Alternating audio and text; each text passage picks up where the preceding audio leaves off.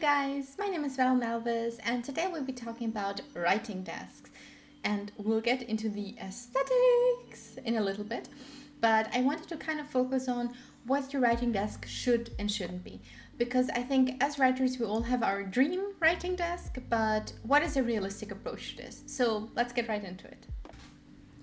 Does your writing desk make you feel like this? Ah, my back, ow, my back, ow, my back, ow, my back. Well, good news, it doesn't have to. Having a good writing desk means you usually get to do some better writing because you feel more comfortable, and humans perform better in good environments that they feel comfortable in. It also means that your readers can be happy and excited to receive better written books. So how can we go about having a good writing desk? Number one is your desk height. So I'm just going to show you guys for reference. My desk is very roughly a little below my hip. You guys can't see that, but that's fine. Just trust me on this. It's a little below my hip. And that means that when I sit on my chair comfortably, we'll get to that in a second, but your desk should essentially, when you're sitting, be just below your chest area. That's a good way to go about it. I understand if you have the opportunity to get a standing desk, please do it. It's so much healthier. But for people that are on a limited budget or might just have sitting desks at home like me, hey guys, then don't worry about it. Make sure to take regular breaks and just kind of get up from your desk. But as long as the desk is kind of at the right height, also it's not good if it's like up here, and it's not good if it's below your belly button. Like these will damage your back in the long run, so stay away from those. For chairs, kind of has a similar thing. My chair is super, I wanted it to show more, not doing this right. My chair is super comfortable and it's height adjustable, so I can do this. Pretty cool, right? And that's fancy gadget. Sorry guys. And this is essentially just, both my desk and my chair are from IKEA. They're definitely within a $300 budget, especially if you're in the US. And I think it's really just important that you have some armrests available on your chair. You can lean your back and your head kind of like this against it. And again, it should be height adjustable because sometimes we grow, sometimes we shrink, sometimes you want to sit like little gremlins like this at our desk and just sit like that, and it should work. So next are the gadgets. So number one, you want to need a monitor if you have the opportunity. If not, your laptop will suffice. However, make sure that the center of your monitor is essentially at your eye height. Especially when you're writing, I sometimes tend to when I'm sitting sideways, I kind of look down like this at what's written. And that's why I put that book here to kind of elevate my monitor. People sometimes just use normal desk monitor razors, but I use the book because I'm fancy. And it kind of really helps you on the in the long run to keep there's this whole thing called ergonomic workplace posture, and I highly suggest you guys look into it. It's not as boring as it looks, but it really helps keeping your posture proper the whole time long. So again, you want to sit with a straight back, leaning against your chair fully, kind of like this, and your eyes should be in the middle of the monitor. Super important. Also make sure that the monitor light setting is not set too low or too high. Other than that, you want to make sure you have a good keyboard that supports your writing speed and your writing preferences. What I mean with this is, please take one look at this beautiful pastel rainbow.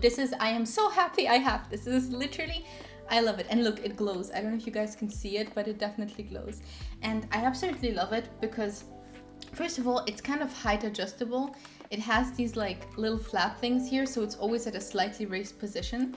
And this sound it kind of makes, it's super nice. You can also find, getting a bit technical here, but keyboards tend to have switches, is what it's called inside. So these are the things that are under the keycaps, and they're different names, usually colored names for them.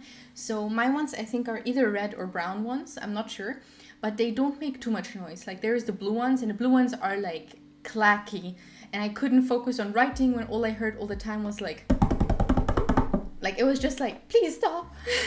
So there's also the super silent ones, but these are expensive. So I settled with these because I also feel I'm kind of sitting in a coffee shop with my typewriter and just, we have to make writing aesthetic, guys. It's a huge part of it. Another part of it is of course the mouse. So here this is a really cute mouse as well. If you guys can see, this is a paw print. is super cute. And it also lights up. You guys can probably tell I'm really into like this sort of aesthetic kawaii core things. Your mouse will have to be comfortable. Also, this applies both to the keyboard and the mouse, guys. When you're typing, like I'm just gonna show you guys like the typing position, right? So your elbow should kind of be at this level. And when you're typing, don't do this, because that's what I do. And that hurts my wrist really badly. Don't do this, okay? And also don't write upwards, right? Make sure your wrist is straight when you either use your mouse or your keyboard. Doesn't matter, whatever the case.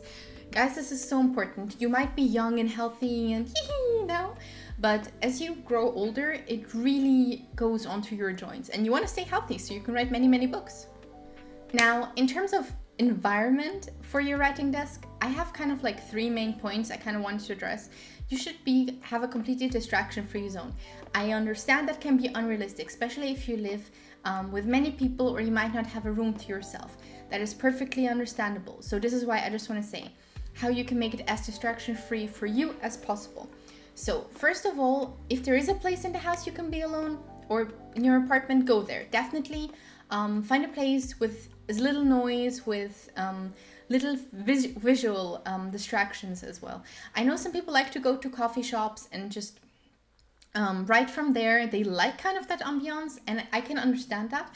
But for myself, I need to be just alone and focused on my writing. And I highly suggest that for people who aren't sure what type of writer they are yet, try both. But one is cheaper because you don't have to keep spending money in a coffee shop. So what I wanted to point out is that there's kind of 3 main things you want to talk about, focus on. Like there should be no social media around.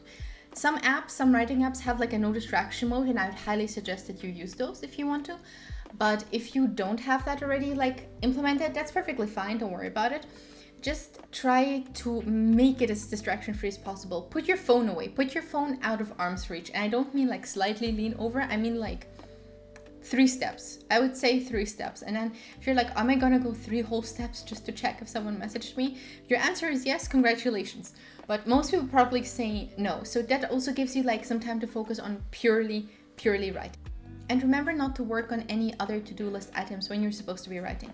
I know that kind of thing as a writer. I'm like, I still have to work on this. I still have homework. I still have an essay to hand in. No, also not the time for it. Set a timer, go somewhere quiet. If you don't have the opportunity to have a room to yourself, noise canceling earphones or headphones, or go outside and find a quiet spot to sit somewhere and write there. I also want to talk about some aesthetic things or some ways you can make your writing space more aesthetic on a budget. And this isn't an advertising video. I just want to be super clear on this. I have literally 0 affiliate links. But just some couple of things that I find that can make your overall setting a lot nicer. One of all is these fairy lights or the warm glow. It's especially nice in the evening when you're writing. It gives a very cozy, colorful sort of keyboard or the mat or the things that you guys have seen so far. It's so cute. I also have like a lot of these little sort of gadget things on my desk because I quite like them. You guys can't see it super much, but I also have like a picture of a cross that a good friend of mine and I made. I have like scented candles, fake plants, some porcelain horses, some pictures from my animals, and just this is kind of the overall thing. And I have this thing which is kind of a secret, but I'm gonna show you guys. It says, "Thank you for being such an important part of my story." And I think that's just super cute. Have it up here too. And this is just easier ways you can transform your writing space to be so much more aesthetic. Because honestly, I'll talk about this right in a second, but having an aesthetic writing space that suits you will make your writing come out so much better. If you're like, I'm not really into all this like, you know, fairy lights and rainbow colors and things, that's good. Do you like, what do you like? Like, that's fine. Like, find out what sort of core you're interested in, and you don't need it necessarily, guys. But I'm just saying it makes writing more fun, and writing is supposed to be fun to a certain extent. Lastly, I just want to say that no matter how nice or good or aesthetic your writing space is, it will not substitute for good writing. Okay? Like, you will not necessarily write worse or better in a less aesthetic writing space. I personally think people can write better, like more comfortable for themselves there, but it's not a replacement. Like, it doesn't mean that your writing is going to get upgraded just because you upgraded like your setup, is what I'm trying to say. And that's really, really important, because I think a lot of times on social media we see like all these like super aesthetic like desks and writing spaces and all the things, and we're like, oh, they probably write super cool stories there. I think it's not necessarily related. Like, once again, I feel like I'm sounding contradictory, but I don't mean this. I do think that you can write better in an aesthetic environment suiting for you. However, your writing will not automatically get better by being in an aesthetic environment. So these are just some things you guys want to keep in mind. It was a little bit of a short video today, but I hope you guys enjoyed it. I did start a writing account with just filled with writing advice, and you guys know I make so many templates for character mood boards, character sheets, just questionnaires. I try to make so many things, guys, and I share them for free most of the time right here.